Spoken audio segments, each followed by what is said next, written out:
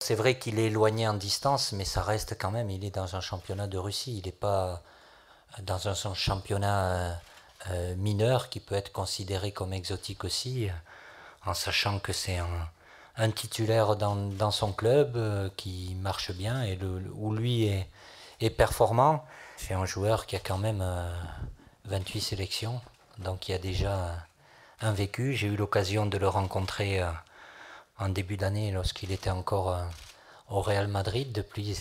Depuis sa situation a évidemment évolué, mais ça reste un joueur qui est habitué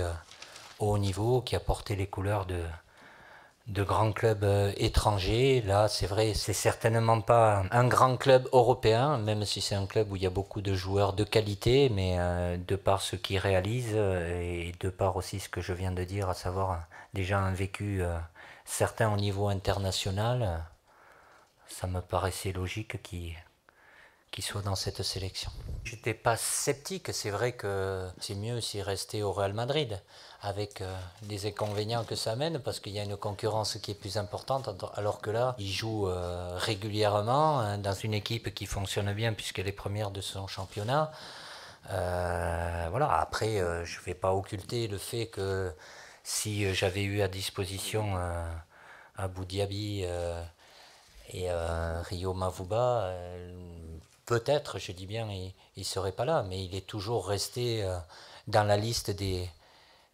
dans la pré-liste des joueurs sélectionnables, même après son départ du Real Madrid pour son nouveau club.